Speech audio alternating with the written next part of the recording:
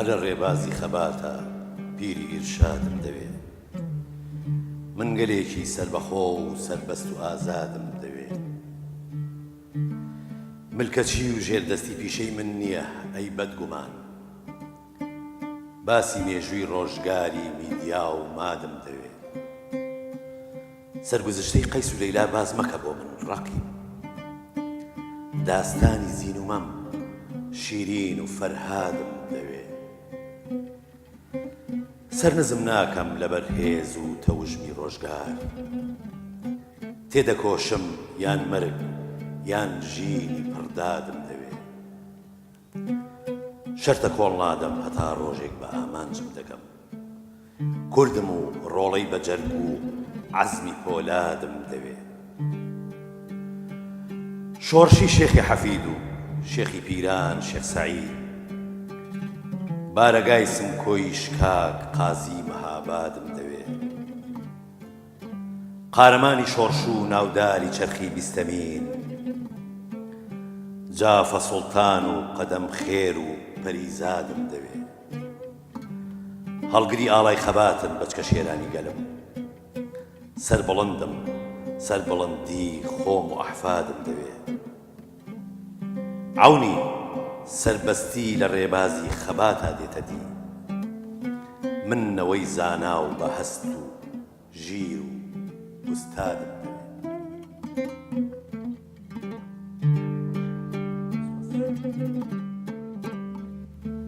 دەست خۆش مامۆستاکە ئازیزانم سڵاو خۆشحاڵم لە دیمانەیەکی نوێی قەلەندەرخانە لەگەڵ هاوکارم کە حەمیدبانی پێتان شادەبمەوە باسی ئەمڕۆمان باسی شاعری گەورە ئەو نییە میوانەکانی ئەمڕۆمان بەڕێز فەرهاد ئەونی کە کوڕی شاعرەکە بەخێر بێ مامۆستاگە لەگەڵ مامۆستا ئامانج غازی بە ئامێری عود بەخێر بێ مامۆستاگە بەخێر بن مامۆستاگیان بەڕێزت وەکو کوڕی شاعر پێم خۆشە کە باسی شاعرمان بۆ بکەی وەکو باوکێک و وەکو ئەدیبێکیش فەرموو باوکەم کە نازناوی شێعری ئەونیە ناوی تەواوی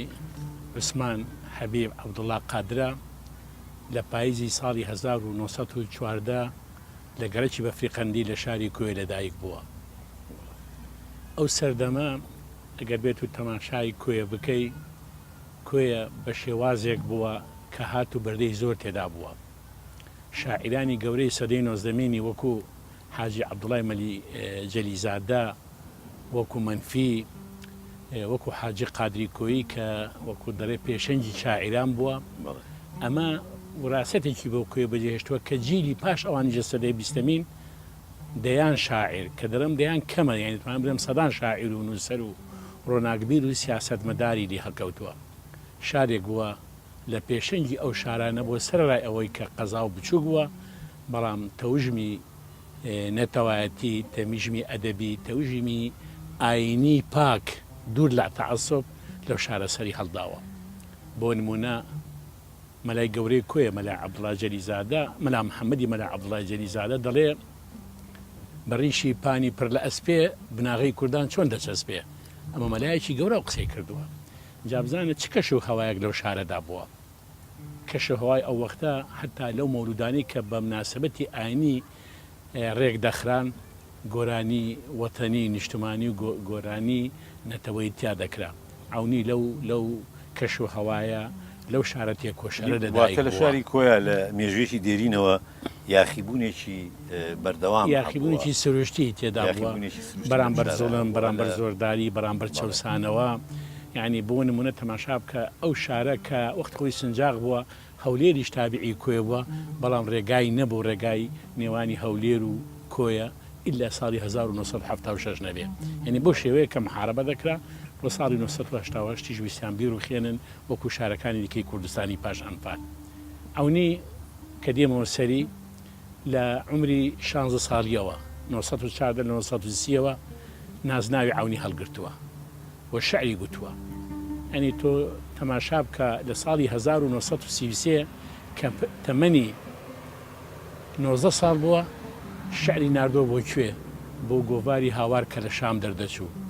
کە بەدرەخانەکان دەریان دەکرد مەدحی عائیلە و بەدرەخانەکان دەکات بە شێوازێک کە دەری ئەوەن خانەدانی ملک و میلەت لەو سەردەما ئەو گەیشتنە بەو شوێنانە زۆر نانە ڕێگای ئۆتۆمبیل نەبوو تەلەفۆن نەبوو مۆبایل نەبوو ئەو شارە چۆن گەیشتووە دەنگی جێتی تازە دەنگی جێتی تازە ژیان ساڵانی 1938 کە ئەو وەختە دەتوانم بڕێم ینی شۆڕشێک بۆ تۆ بتوانانی لە کوێەوە شارێک بۆ شان بنێری یان بۆ سلێمانی بنووری یان بۆ بەغدای بنێری کە دەنگی جێتی تازەی لە دەچوو شارەکانی عەونی دوو شێوازی هەیە شێوازێکی نیشتمانیە کە زۆر جار قسەی لەسەر کراوە هەندێک دەڕن بە شعری دڵداری دەستی پێ کردووە من بە بەڵگا ئەوم هێناوەتەوە کە ئەو شعری بۆ هاواری نردووە ساڵی 1933 یەکەم شعری بە کەبڕایی کردەوە کە شعرێکی نیشتمانی ئیشاڵڵا ئەوەکتان بۆ دەخوێنمەوە ینی بەرگەیەک کە بزانێت چ بە میرانی بەدرەخانیەکان بڕێ سەرڕای ئەوەش لەو سەردەمەش ئەوەی کە بیرم دێ من خۆم لە دایکبووی ساڵی 1946 من کتێبخانەیەکمان هەبوو لە کۆیە گۆڤارەکانی گەلاوێشی هەردە ساڵ کە باوکمێکێک بوو لە باوەڕ پێکراوەنی ئەو گۆڤارە سەرڕای دەیان دیوانی شاعیرانی وەکو مستەفا بەجی کوردی ئەدیب حەریق ئاداب ئەو شاعیرەکانی کە ئێستا بەداخۆ لە خێڕنەوەن ئەوە هەمووی بەدەستنووس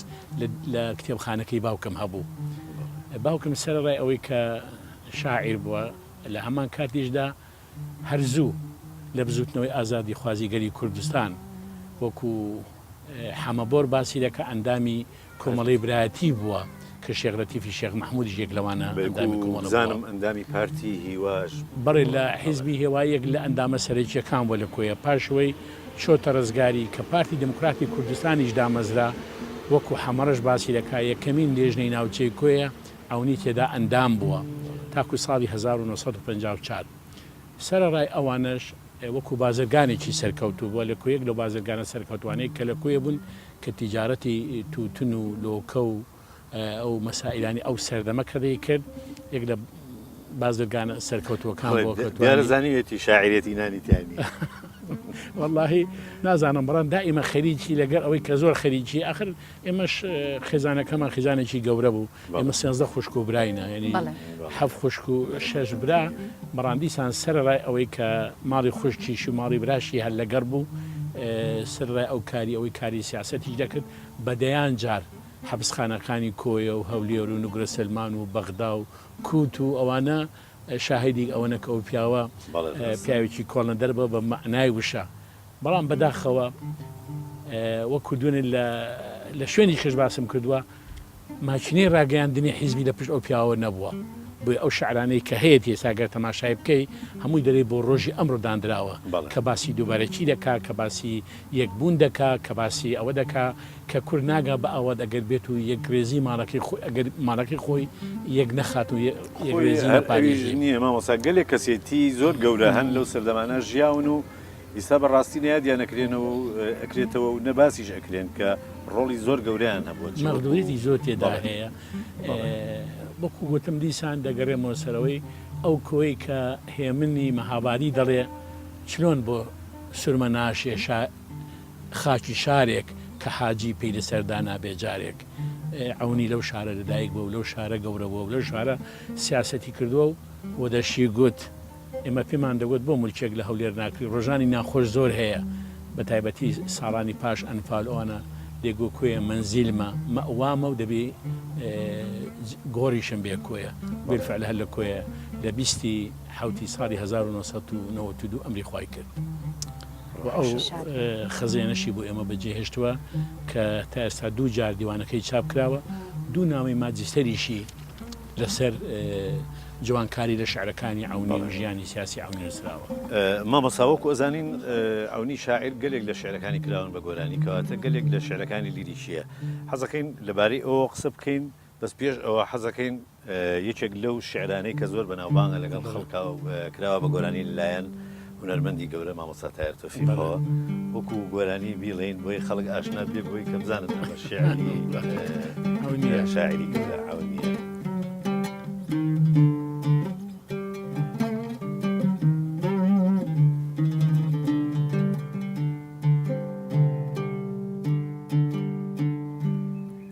Ey gulla sar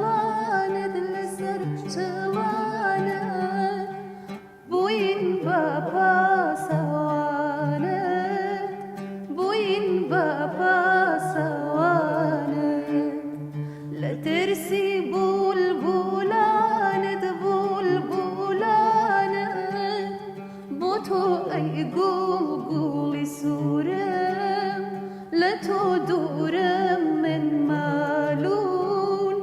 لە تۆ دوورم من مالون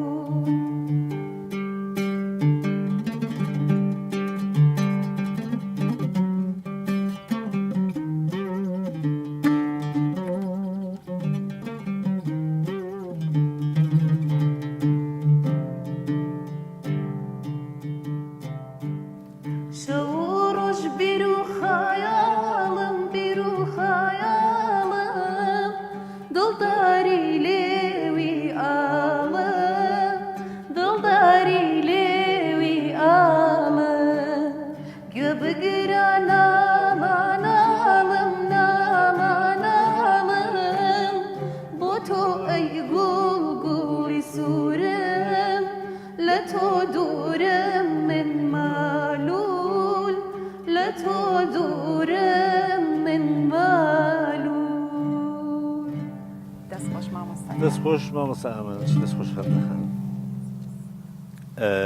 مامۆستا لەبارەی ئەم شعرە لیریکیانە کە زۆری لە شعرەکانی عەونی کراوە بە گۆرانی لەم بارەی ئێوەی بە گشتی ئێمە ئاگامان لێ لەوانەیە ئاگامان تەنها لە مامۆستا تایار تۆفیق بە ئایا چەند کەسی تر لە کۆیە لە هەولێریا لە کوردستانە ئەم شعرانەیان کردو بە گۆرانی پێش مامۆستا خاڵی خۆش مامۆستا تایار تۆفیقیش دەروێش عەبدوڵڵا لە سلێمانی بەڵێ دوو گۆرانی لە شعرەکانی ئەونی گوتووە کە بە دەف بەڵێ بەڵێ قوربانی چاوی فیتنەگەرت بم یەک لەو شعرانەیە کە بە دەف لێدا حەقەتەن سەدایەکی جار خۆشی هەیە پاشیەوە لە کۆیە تاقمێک هەبوون حەقەتەن گۆرانی بێژ بوون لە مناسەباتە خۆشەکان لە مەوڵەکان گۆرانیان دەگوت وەکو خاڵی خۆشبووان باقی سەرتاش یەک لەوانە بوو حەمەدەمین عەباس حەمە بیگرەس یەک لە وەستاکارەکانی گۆرانی گوتنی بوو شارەکانی ئەونی دەگوت هەندێک جار و ئەوانە تقریبا دەتوانم بڵێم لە ناو دیوەخان و لە ناو کۆمەلگای ئەو وەختەی کۆیە ئەو شعرانیان دەگوت و گۆرانەکانی ئەونیش کاریگەر بوون چ لە ڕووی غەزەلیەوە چ لە ڕووی خۆشەویستی و دڵداریەوە چ لە ڕووی نەتەوایەتیەوە ینی زۆر لە شعرەکانی ئەونی زیاتر ینی خۆڵکێشانەیەک دەتوانم بڵێم لە هەموو شاعیرانی کۆی زیاتر شعرەکانی بۆتە گۆرانی لەلایەن ئەو هونەرمەندانی کە باسی دەکەن بۆ نمونە مەسەلەن ساڵی 1939ەوە تایار تۆفیق وتم ئەی کچ دەگەشتی کە لە دەنگی جێتی تازە بڵاو بۆ تۆ شعرەکە کە لەسەر کسێکی کوردی ئاوارەی کوردستانی باکوورە کە هاتووە کە ئاڵشتی مەسیحی یا زەردەشتی وا جوان و پاکرەوشتی ئەنجا باسی ئەو کچە کوردەکە ئەویش دێتە جواب کە گلەی لە کوردەکە دەرە من نازانم کامتان پیاوە چی ئەم هاوکاری ئێمە دەکا و گلەی ئەو سەردەما پاشی و جیهانم پشکنیوە نازدار جوانم زۆر دیوە بەڵام وەک تۆ نازەنی نەمدی لەسەر ڕووی زەمین ئەم شعرێکەوە تەسەوەر دەکەی دڵداریە لە بیدایەت کە باسی شۆخ و کچێکی کوردەکە کە نازداری نەمسە و نەمۆدیلی فەرەنسا لەو کچە کوردە جوانترن کە کچێکی کووردە بەڵام لە دوا کۆڵەکانی شعرەکەدا یعنی حقەتەن یعنی دەتوانێت بڵێم شتێکی کردووە کە کەم شاعیر ئەو شتێک کردووە تەنانەت من باوکم بۆی جێرامەوە لە کۆنگری دومی مامۆستانی کورد لە شەقاوە ساڵی 1960 وتی لەگە گۆران دانیشتە بووین ئەنجا ڕسمی هەیە لەگە گۆران و ئەحمەد دلزار و محەممەدی مەلاکەریمی ڕەحمەتی ئەوانە درێ لەو کاتەدا گۆرانەکەی تایار تۆفیق جیهانم پشکنی دەگوت درێ گۆران گوتی ئەم شارەی کێ ئەونی تۆڵاو شاری منە وتی نای گۆڕێ وەدە شاری من گوتی وەتم پێشکەشەتی شارەکە کە بە دڵداری دەست پێ دەکا بەڵام تۆ تەماشاکەم لە ئەخرەکەی دەرێکی نازداری ماهی ڕوخسار ئەوەی بیست هاتە گفتار لە سەرەتا تا ئەنجام وەهای پێگوتم وەرام من گۆران و تۆ کرمانچ هەردوو بۆ شوێن یەک ئامانچ هەر دەڕۆین و پێناگەین هەر دەڵێن و تێناگەین شێوەی ئەم گفتوگۆیە داخەکەم ڕەنجەڕۆیە نە لە یەک دەگەین نە بە یەک دەگەین تۆ تەماشا حرەتی کوردی ئێستا تەماشاکە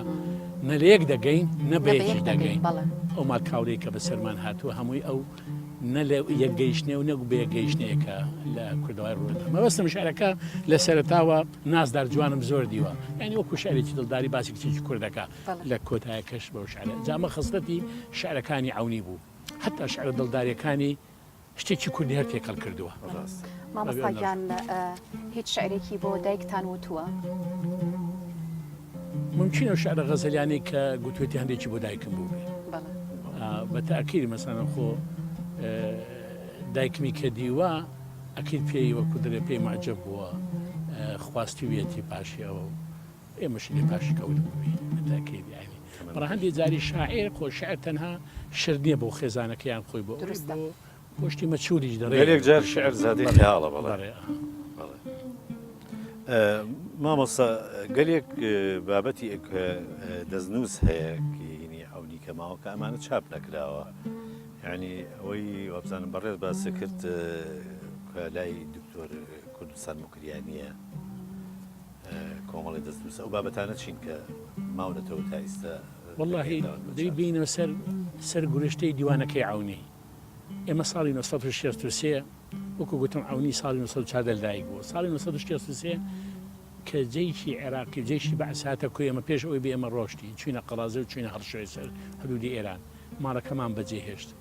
بەڕام پێش خۆی باوکەم دیوانەکەی نردبوو بە پیاوێکی دۆستی خۆی بە ناوی حەمەدی ڕەمەزان لە گوندی قەسرۆک لە بیتوێنە وەی زانیداخوا ئەو هەیبە سوڵتان دەبتە حاجزێک جێشی عێراقی ناتوانێت تێپەر بێ بەڵام بەداخەوە هات هەیبە سوڵتان و قەسرۆکی گرت و قەسرۆکی سیوتاند و دیوانەکەی بابنی پێگە سووتە ئەمە جاری یەکەم جاری دووەم ساڵی 1974 کە دیسان شەڕی کوردستان بۆ بەعزارێکی دیکە لەبەرەوەی ئێمە سێبرا دەرەوە بووین باوکم کوی بەجێهێشت و هاتە هەولێر بەڵام دیوانەکەیان لەناو تەنەکەیەک نابوو لەژێر ئەرزیاندا نابوو هەندێک شعری وەتەنی و سیاسی تێدایە پاش گەڕانەوەیان لە وکویان تەماشایان کە دیوانەکە تقریباً 150 فەوتاوە لە پاش ساڵی 75 بەرەبەرە ئەوەی کە لە خەڵکمان بیست ئەوەی کە خۆی لە بیری مابوو ئەوەی کە هەندێک دەستنووسی دیکا بوو کۆمان کردەوە ئەو بابەتەی کە کەریم شارەزا یعنی ئەو کودە ڕێکی خشت و لەسەر ئەژی من چاپ کراوە بەڵام پاش ئەو وەختە من هەندێک شعری بەدەگمەنم دیتەوە حقیقەت یەک لەوانە ئەو شعری کە بۆ گۆڤاری هاواری نردووە ساڵی 1933 کە باسی خانەوادەی بەدرخانیەکان دەکەم پاشەوەی چەند شعرێکی کەم دیتەوە کە لە گۆڤاری ڕەشت کە هەمەبۆر باسی دەکا شعرەکانی کە وەخت خۆی بۆی نردووە هەندێک شعریشی ئێستا لە کەشکۆڵەکەی بەهشتی جومکریانی کە لەلایەن دکتۆرە کوردستان مکریانی و پێیدام کۆمەڵە شعرێکە ینی بەدەگمەن ئەمە شعرێکی لەگەڵ دڵدار داناوە پێکەوە یعنی تێکەڵ کێژە سەرێکە بووە بزانم دوو شعرێکی هەیە بۆکانیە بۆ هەندێک شعریکەیە لەگەر مەسەلەن لەگەر زەبێحی ناوەک من ئەوم نەدەزانی شعری ئەوە کردووە یعنی تەخمیزی شعرێکی کردووە زەبیحی کە شێخ ئیسماعیلی شێخ ئەحمەدە ساڵی 1970 لەدایک بووە ساڵی 1940 لەدایک بووە شعرەکەم ئەوە کردووە اینجا ئیشاءالله پرۆژەیەکم هەیە خەریکم تقریبا حدودی 15 شعر دەبی کە بڵاو نەکراوەتەوە لە دیوانەکەی نییە کە لە خەڵکو لەولا کاک عەبدوڵڵا زەنگەنەش یارمەتی زۆری داوم لەو بابەتەوە خەریکم کۆیان دەکەمەوە شتێکی لەسەر دەنووسمەکو کتێبێک لە یادی 26 ساڵەی یعنی لە 20 تەمموزی ساڵی 2010 ئیشاڵڵا بە چاپی دەگەین مدیرمە خوێندەوارانی کورد مامۆستا ئەوەی شعرێکی لایەدە شعری یەکبوون ساڵی 1986 بۆ گۆڤاری کاروان کە ئەو شعرە بۆ ئەو کاتە ئەتوانم بڵێم زۆر ئازایەتی شعرێکی لەو شێوەیە بنێری کە بۆ گۆڤاری کاروان بۆ لای مامۆستا کەریم دەشتی دەدا ئایا ئاکامەکانی بڵاوبوونەوەی ئەو شعرە چی بوو لە ئەو سەردەمەوە من جارێکی کەش و نووسیومەشەوە ئەو شعرە بە هەوڵی مامۆستا کەریم شارەزای ڕەحمەتی ئەو لە کاروانیشی دەکرد ئەو شعری لێ وەرگرت پێی گوتە من دانیشتە بم گوتی کاکانی شعرێکی چاکە و زۆر وەکو دەڕێ ئەوە نییە زۆر زەق نییە بڵای بکەوە بۆ کورد باشە ئەو ڕۆژ بۆ کورد باسی یەکبوون دەکرێەوە دەکرێت شعرەکەی نردوو بڵاو کراوەوە خداوەچیدا من یەک مانجیش دەترسام شەوێک ڕۆژێک بەعز بێ بیگەرن و حەبسی بکەن ساعتیشی باش نەبوو عمری 75 ساڵ بوو چونکە شعرەکەی زۆر بە زەقی دیارە نازانم بەگەربی بینمەوە مەجاری شەوی کۆڵەیەکی لێ بخونمەوە خراپ نییانی ئەسلحەی جەنگی دەبەستم پاسی کوردستان دەکەم تەسەور کە یعنی کەلیمەی پاس یعنی و پاسەوان یعنی پاسەوان ئەسلحەی جەنگی دەبەستم پاسی کوردستان دەکەم قەتل و عامی حاکمانی تورکیا و ئێران دەکەم چونکە ئەو دوو چینی زاڵم خوێنی کوردیان زۆر ڕژاند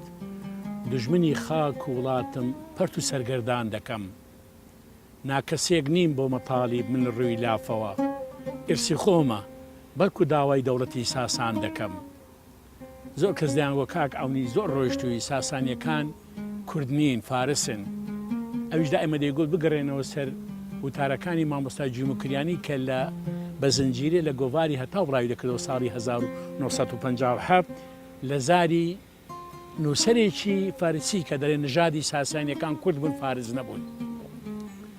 ناکەسێک نیم بۆ مەتاڵیب من لە ڕووی لافەوە ئرسی خۆمە بۆیە داوای دەوڵەتی ساسان دەکەم من لە ڕێگای سربەخۆیی خاک و ڕزگاری گەڵم گیانی خۆم و قەوم و خۆیشانم هەمووی قوربان دەکەم هەر کەسێک بێت و لە هەر لا خوێنی کوردی ڕێژتە بێ خۆم بە شوێنی دادەڕۆم خانەی بەسەر وێران دەکەم گیان بەخدکردن لە ڕێگای نیشتمان پێویستیە من کە کوردم پەیڕەوی فەرمایشی یێزدان دەکەم الدفاع عن الوطن مقدسە خزمە گوێ بگرن لە بەندا ئەونی زۆر بێچارەیە من گرینم نەک لە بۆ خۆم بەڵکو بۆ کوردان دەکەم دەستخۆش مامۆستا مامۆستا ئەونی جگە لەوەی کە شیعری نووسیوە گەلێ کاری تریشی کردو و تەرجەمەکردنی چوارینەکانی خێن کە ئەمە گەلێک شاعری تریش لە کووردا پێی هەستاون بە و ئەنجا تەخمیزکردنی کۆمەڵێکی زۆر لە شێعری شاعیرانی کورد بە تایبەتی ئەوانەی هەیە من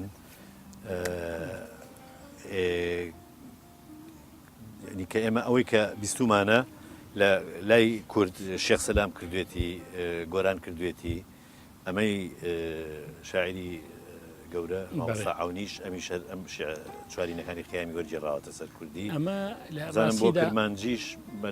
مەلای بەشەختی بەڕێئا کاک برای بەڕێزم ڕۆشنبیری گەورە جەلال زەنگابادی حقەت هەنداوای لێکردم گوتی من دەمەوێت تاقیق لەسەر ئەو مەسەلێ بکەم تێکستە فارسیەکانی هەموو بۆ دیتەوە لەگەر کوردەکەی بەراوردی کرد پاش ساڵێک ینی دراستێکی لەسەر نووسی بە ناوی چوارینەکانی خیام پاچەفەی عەونی دەڵێ تا ئێستا زۆر لە شاعیرانی کورد تەرجمەی خیامیان کردووە بەڵام دەرێ باشترین تەرجمە تاکو ئێستا بە پێی زانیاری ئەو عەونی لە سۆرانی و مەلای مەشەختی لە کرمانجی سەرو اینجا ئەویشم هەروەکو دەرێت چاپ کرد بەو وێنەی ساڵی کە 1944 لە کوێ گیراوە ئەوەش هەل لە وەکو دەڕێ لە کەشوەڵەکەی مامۆستا جیموکریانی وەرگیراوە سەرەڕای ئەوەش دوو بابەتی دیکە ینی دوو نام ماجستێر لەسەر شعرەکانی عەونی چیان بە ناوی ژیان و بەرهەمی عەونی شاعری چیان هونەری جوانکاری شعری عەونیدا ئەویش هەربڵاو کراوەتەوە وەکو وتم ئەوە خۆشم بەتەمای ئەو پرۆژەمە کە ئینشاڵڵا لە ساڵی داهاتوو تەواوی دەکەم هیوادارم سەرکەوتوو بیت و هیوادارم هەمومان ئاشنا بین بە هەموو بابەتە بڵاو نەکرا و چاپ نەکراوەکانی عەونیش بێگومان لە کۆتایی ئەم بەرنامەیە مامۆستاجان زۆر زۆر سوپاس دەکەین سوپاس بۆ ئامادەبوونت بۆ مادووبوونت سوپاس بۆ ئەو زانیاری وێنەرخانەی کە لەسەر شاعری گەورە عەونی بە ئێمە بەخشی هەروەها سوپاسی برایەوە و هونەرمەندی خۆشەویست کاکە ئامانز غازیەکەین کە بەدەست و پەنجە جوانەکەی بە ئامێری عود بەشدار بوو لەگەڵمانە سوپاس بۆ ئێوەش زۆر سوپاس بۆ هەموو لایەک هەروەها سوپاس بۆ هاوکارم خەندەخان خۆشەویستان لێرەدا گەشتینە کۆتایی بەرنامەی قەلەندەرخانە تا دیدارێکی تر و شاعیرێکی تر بەخواتان ئەسپێرین ئێستا بەرنامەکە کۆتایی دێنین بە یەکێک لەو شیعرانەی عەونی کە کراوە بە گۆرانی بێگومان بە گۆرانی پێشکەشتانەکەی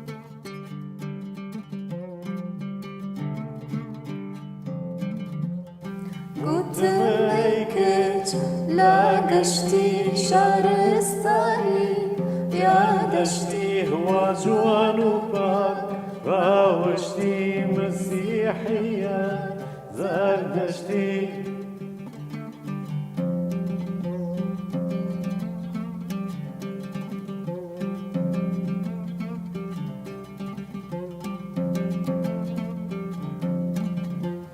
ئەو کچە کوردان ئەزدارە ڕەنگ زەردەلێ و بەبارە بەرگی ڕەشی بۆشیوە وامەلول و غەمبارە ئەو کچە کوردای وان ئەزدار کە من لێم جرگندا کرد پرسیاب دستی کرد با گرینه فرمێشکیدا هات بەخوار گوتم ئەی کشت و یەزدان بۆ دەستت کرد با گریان کە من وا تۆ دابینم جەرگم دەبێ تا بریان وتم ئەی کشت تا گەشتی شارستانی یادشتی هەوا جوان و پاک ڕاوشتی مەسیحیان زاردەشتی